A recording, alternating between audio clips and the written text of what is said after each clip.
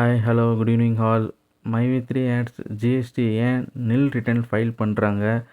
இந்த நில் return file பண்ணுறனால யாருக்கு பெனிஃபிட்டு, யாருக்கு லாஸு, அந்த டீட்டெயில்ஸ் இன்றைக்கி ஃபுல்லாக பார்த்துருவோம். இந்த நில் ரிட்டர்ன் ஃபைல் பண்ணுறனால அகெயின் திருப்பி கம்பெனி வரப்போகுதுன்னு சொல்லிட்டு சில பேர் உருட்டிகிட்டு இருக்காங்க. அவங்களோட தோல் இன்றைக்கி உரிச்சிரும் வாங்க.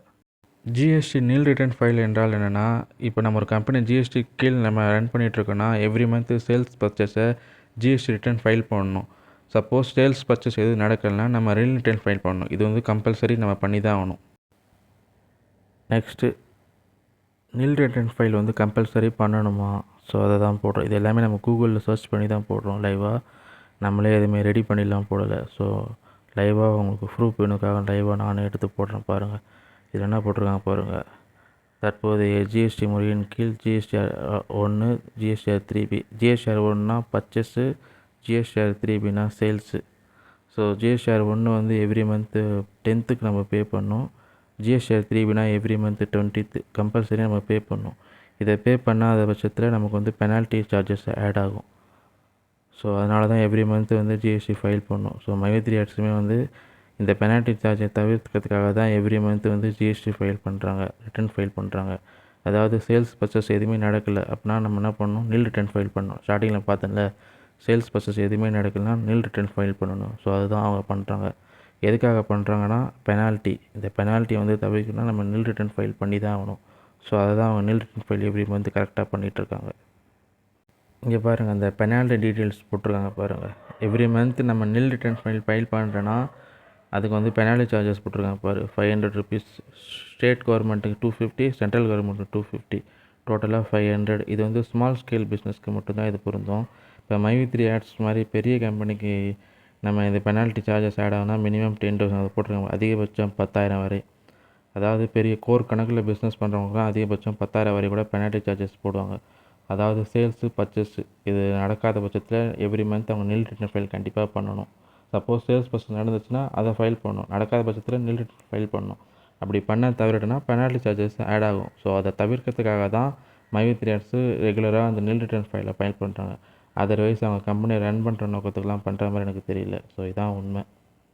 இங்கே பாருங்கள், அந்த நில் ரிட்டர்ன் ஃபைல்ஸ் எவ்வளோ நாள் பண்ணலாம், அதுக்கு வந்து குறிப்பிட்ட வரம்பு எதுவுமே கிடையாது. நம்ம எவ்வளோ நாள் வேணாலும் அதை பண்ணிகிட்டே இருக்கலாம். இங்கே ஒரு டவுட் உங்களுக்கு வரலாம். இப்போ ஏன் கம்பெனி வந்து சேல்ஸ் பர்ச்சேஸ் எதுவுமே நடக்கலை, சப்போஸ் ஜிஎஸ்டி ஃபைல் பண்ணால் பெனால்ட்டி சார்ஜஸ் ஆட் ஆகுது, எதுக்காக நில் ரிட்டர்ன் ஃபைல் பண்ணி மாதம் கணக்கு காட்டிகிட்ருக்காங்கன்னு சொல்லிட்டு உங்களுக்கு டவுட் வரலாம். பட் இங்கே தான் ஏன்னா இப்போ வந்து கம்பெனி வந்து கேசஸ் போயிட்டுருக்கனால இவங்களால சடனாக வந்து ஜிஎஸ்டி வந்து க்ளோஸ் பண்ண முடியாது. ஸோ அந்த ப்ராப்பராக அந்த கோர்ஸ் எல்லாம் லீகலாக சரண்டர் பண்ணி முடித்தா மட்டுமே தான் இந்த ஜிஎஸ்டி க்ளோஸ் பண்ண முடியும். அது வரைக்கும் இவங்க ஜிஎஸ்டி வந்து நில் ரிட்டர்ன் ஃபைல் பண்ணி தான் ஆகணும். வேறு வழியே கிடையாது. எனக்கு தெரிஞ்சு கம்பெனி வந்து திருப்பி இந்த ஜிஎஸ்டிலலாம் கம்பெனி ரன் பண்ண முடியாது. அவங்க டொமைனே விற்றுட்டாங்க, போயிடுச்சு. இதுக்கப்புறம் இது எப்படி சாத்தியமே இல்லை. பாருங்கள், இதில் டீட்டெயில்ஸாக போட்டிருக்கேன் பாருங்கள். ஜிஎஸ்டி நம்பரை ஏன் கேன்சல் பண்ண முடியாது? ஃபஸ்ட்டு எல்லாத்தையுமே கம்ப்ளீட்டாக நம்ம சரண்டர் பண்ணால் மட்டுமே தான் இந்த ஜிஎஸ்டி நம்பரை வந்து நம்மளால் கேன்சல் பண்ண முடியும். அதாவது சேல்ஸு பர்ச்சேஸு ஃபுல் கம்ப்ளீட்டாக வந்து நம்ம கவர்மெண்ட்டுக்கு ஏதாவது எந்த பெண்டிங் இல்லாத, இன்கம்ப்ளீட் எதுவுமே இல்லாத ப்ராப்பராக எல்லாமே கம்ப்ளீட் பண்ணால் மட்டும்தான் நம்ம இந்த ஜிஎஸ்டி நம்பரை க்ளோஸ் பண்ண முடியும். அதுக்கான டைமிங்லாம் இங்கே கொடுத்துருங்க பாருங்கள். ஸோ இதெல்லாம் நம்ம கம்பல்சரி பண்ணால் மட்டுமே தான் இது பண்ண முடியும். இது எல்லாமே பார்த்திங்கன்னா நான் லைவாக உங்களுக்கு கூகுளில் சர்ச் பண்ணி தான் போட்டிருக்கேன். இதெல்லாம் நம்ம ஃபேக்காக ரெடி பண்ணிலாம் எதுவும் போடல. ஸோ இதை சில பேர் வந்து மைவி3 ஆட்ஸ் வந்து ஜிஎஸ்டி எவ்ரி மந்த்து கரெக்டாக ரிட்டர்ன் ஃபைல் பண்ணிகிட்ருக்காங்க, பிஸ்னஸே நடக்கலை, ஆனால் ரிட்டர்ன் மட்டும் கரெக்டாக ஃபைல் பண்ணிகிட்ருக்காங்க, இதெல்லாம் யாருக்காக, நமக்காக தான் அப்படின்னு சொல்லி உருட்டிகிட்ருக்காங்க. இப்போ உங்களுக்கு புரிஞ்சிருக்குன்னு நினைக்கிறேன். இதெல்லாம் சத்தியமாக நமக்காகலாம் கிடையாது. அவங்க பெனால்ட்டி கட்டக்கூடாதுன்ற ஒரே காரணத்துக்காக தான் ஜிஎஸ்டி ரிட்டர்ன் ஃபைல் பண்ணி ஒவ்வொரு மாதம் க்ளோஸ் பண்ணிகிட்ருக்காங்க. சப்போஸ் ஒவ்வொரு மாதம் ஜிஎஸ்டி ஃபைல் பண்ணுறது ஸ்டாப் பண்ணிட்டாங்கன்னா பெனால்ட்டி வந்து ஆட்டோமேட்டிக்காக ஜிஎஸ்டிஆர் போர்ட்டலில் வந்து ஆட் ஆகிட்டே இருக்கும். ஸோ அது பார்த்தீங்கன்னா இப்போ ஒரு 1 வருஷம் பக்கம் நம்ம கம்பெனி ரன் ஆகலை, சேல்ஸ் பர்ச்சேஸ் எதுவுமே இல்லை. அப்போ ஒரு வருஷத்துக்கு நீங்கள் போட்டு பாருங்கள், ஆவரேஜாக மாதம் ஒரு 500 ரூபானா 1 வருஷத்துக்கு எவ்வளோ அமௌண்ட் வரும் பாருங்கள். நான் ஆவரேஜாக சொல்கிறேன். ஸோ அப்போ எவ்வளோ அமௌண்ட்டு வரும் பாருங்கள். ஸோ இதெல்லாம் தவிர்க்கிறதுக்காக தான் மாதம் ஜிஎஸ்டி ரிட்டர்ன் ஃபைல் பண்ணுற மாதிரி காட்டிகிட்ருக்காங்க. இதுக்கப்புறம் அவங்க கம்பெனி வருன்றதுக்கான சாத்தியம் ஒன்றுமே இல்லை. ஏன்னா டொமைனே போயிடுச்சு. அந்த டொமைன் பேஸ் பண்ணி தான் இந்த மைவி3 ஆட்ஸு லிங்க் பண்ணி தான் ஜிஎஸ்டி நம்பர் எடுத்திருக்காங்க. ஸோ அந்த டொமைன் போனதுக்கப்புறம் இது எப்படி இந்த ஜிஎஸ்டி நம்பர் வச்சு யூஸ் பண்ண முடியும்? ஸோ அதெல்லாம் பாசிபிலிட்டிஸ் கிடையாது. இவங்க என்னமோ போட்டு உருட்டிகிட்ருக்காங்க, மக்களை போட்டு நல்லா பந்தாடிட்டுருக்காங்க. மக்கள் தான் இதை விழிப்புணர்வு பெற்று இதிலேருந்து வெளியே வரணும். இது இன்னமும் சில பேர் எதிர்த்து மை3 பணம் வந்துடும், நாளைக்கு வந்துடும், இன்றைக்கி வந்துடும் சொல்லி விட்டுட்ருக்காங்க. ஸோ அதெல்லாம் யாரும் நம்பாதீங்க. உங்களுக்கு கிளியர் கட்டாக டீட்டெயில்ஸாக ப்ரூஃபோட போடுறேன். இதை மாதிரி யாராவது ப்ரூஃபோட சொல்ல முடியுமா? கம்பெனி இன்றைக்கி வந்துடும், நாளைக்கு வந்துடும் கேட்டால் வந்து கேசஸ்லாம் இவ்வளோ சீக்கிரத்தில் முடியாது, கோர்ட்டுக்கு கேட்டுன்னு போனால் கேஸ் இவ்வளோ நேரம் தான் ஆகும், அதெல்லாம் அவ்வளோ நேரம் தான் ஆகும். பட் கரெக்டாக எல்லாமே ப்ராப்பராக இருந்தால் நம்ம கரெக்டாக சீக்கிரமாக லீகலாக வெளியே வந்துடலாம். பட் ஒரு சில இதில் தடங்கள் இருந்ததுன்னா இவ்வளோ நேரம் லேட்டாக தான் செய்யும்.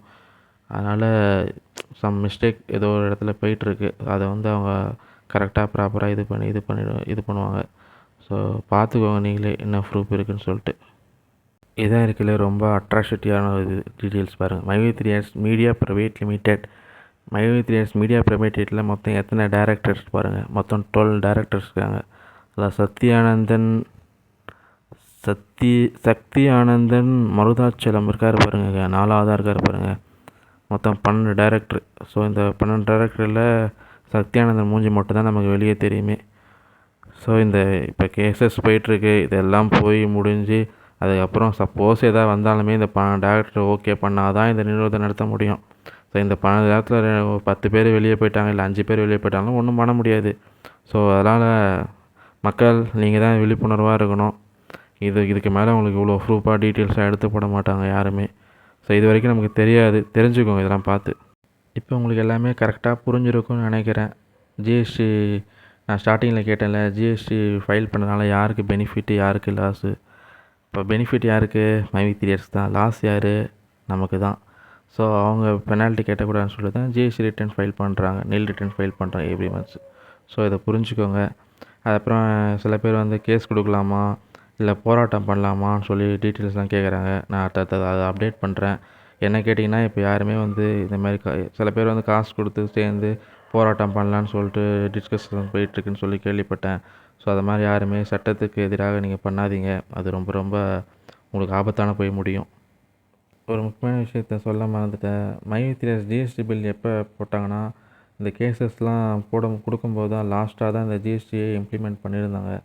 ஸோ ஜிஎஸ்டி டேக்ஸஸ் இன்க்ரீஸ் ஆகுதுன்னு சொல்லிட்டு ஒரு 30 பேர் 40 பேர்கிட்ட அப்போ லாஸ்ட்டாக ஒரு ஜாயின் பண்ணாங்க. அவங்களாம் என்ன பாவம் பண்ணாங்களோ தெரில, ஜாயின் பண்ணி ஒரு பேமெண்ட் கூட எடுத்துருக்க மாட்டாங்க. அதுக்குள்ளே கம்பெனி இப்படி ஆயிடுச்சு. அதான் லாஸ்ட்டாக தான் அதை இம்ப்ளிமெண்ட் பண்ணாங்க. ஸோ அதில் வேறு முறைகேடு பண்ணியிருப்பாங்க போல். இனி என்னோடய அடுத்தடுத்த வீடியோவில் இவங்க பண்ண எல்லாரோட மிஸ்டேக்ஸையும் எடுத்து மக்களுக்கு அப்படியே வெளிச்சமாக வைக்கிறது தான் என்னோடய வேலையே. அடுத்து இவங்க ஸ்டோரில் பண்ண அட்ராசிட்டியை நெக்ஸ்ட் வீடியோவில் நான் அப்டேட் பண்ணுறேன். அடுத்தடுத்து என்னோடய வீடியோலாம் இன்னும் வேறு லெவலில் வந்துட்டு இருக்கும். ஸோ யாரும் பேனிக் ஆகாதீங்க. எல்லாருமே வந்து பார்த்திங்கன்னா இது இப்படி ஒரு சம்பவம் நடந்துச்சுன்னு சொல்லிட்டு அதை கொஞ்ச நாளைக்கு மறந்துடுங்க, அவ்வளோதான். அதை பற்றி ரொம்ப திங்க் பண்ணாதீங்க. திங்க் பண்ண நமக்கு மைண்டு ப்ரெஷர், பிபி தேவையில்லாதது தான் வரும். ஸோ அதெல்லாம் விட்டுருங்க. இதை ஷேர் பண்ணுங்கள். இன்னும் மக்கள் வந்து நம்பிட்டுருக்கவங்களுக்கெல்லாம் போய் சேரட்டும், அவங்களும் விழிப்புணர்வு அடையட்டும். ஸோ பார்க்கலாம் மக்களே, மீண்டும் வேறு ஒரு பதிவில். தேங்க்யூ, பாய்.